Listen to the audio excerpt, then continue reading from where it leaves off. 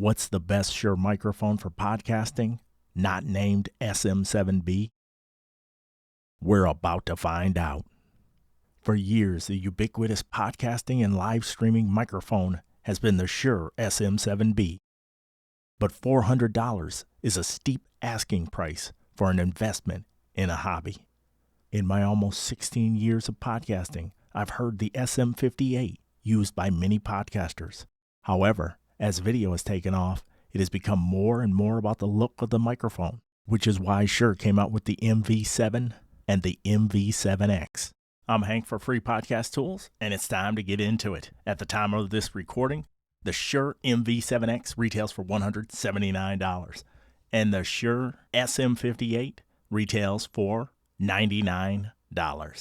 As always, we'll start out with the plosive test. 6 inches away from the end of the microphone, Peter Piper picked a peck of pickled peppers. Approximately 3 inches away from the microphone, Peter Piper picked a peck of pickled peppers. Approximately 6 inches away from the end of the SM58, Peter Piper picked a peck of pickled peppers. Approximately 3 inches away from the end of the microphone, Peter Piper picked a peck of pickled peppers. Sticking with the SM58, with the windscreen on, approximately 6 inches away from the end of the microphone, Peter Piper picked a peck of pickled peppers. Approximately 3 inches away from the end of the microphone, Peter Piper picked a peck of pickled peppers. Back on the MV7X, 6 inches away with the windscreen on, Peter Piper picked a peck of pickled peppers. Approximately 3 inches away from the end of the microphone, Peter Piper picked a peck of pickled peppers. I'm approximately 6 inches away from the side of the Shure SM58. I'm approximately 6 inches away from the rear of the SM58. Now I'm approximately 6 inches away from the side of the microphone of the Shure MV7X. I'm approximately 6 inches away from the rear of the Shure MV7X. The SM58.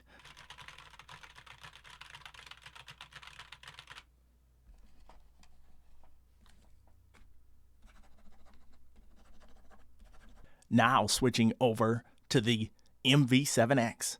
I'm going to do a little typing, a little mouse moving, a little writing. Slam the pen down at the end for good measure.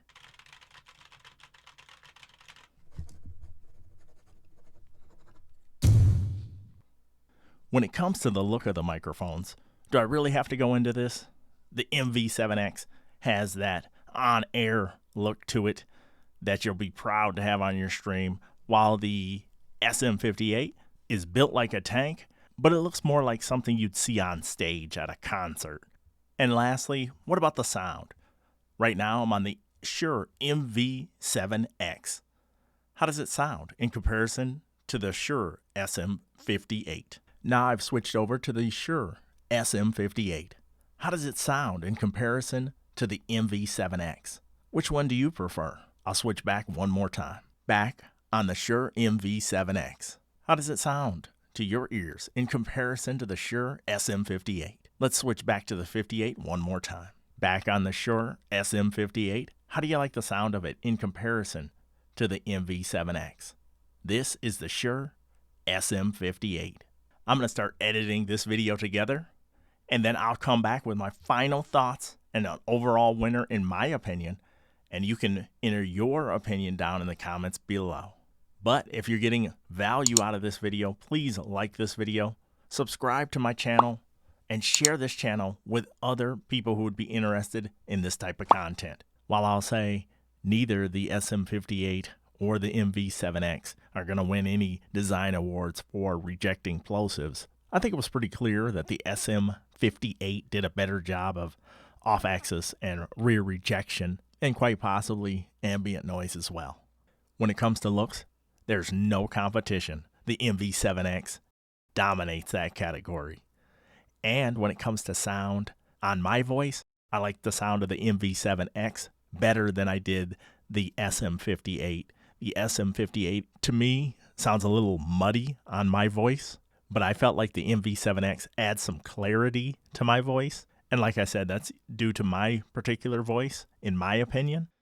Your results may vary. If I had to go on the value front at $99, and I bought this one used for $50 from a fellow podcaster. Shout out to Stephanie from TV Rewind. I think the SM58 is a fantastic value. However, for live streaming and podcasting, you know I'm a fanboy for that Shure logo on the side there and just the design of this microphone. Now, I will say this. The windscreen on the MV7X doesn't do it any favors. This thing is paper thin on the end here. So what I have been doing, not in this test, of course, but when I live stream, I take a ball head microphone windscreen and I slip it on the end there, and it seems to do a lot better job of taming plosives than this regular windscreen that it ships with. I think they could have done a much better job of shipping a much thicker windscreen, much like the Zoom ZDM1 has, something full and thick like that.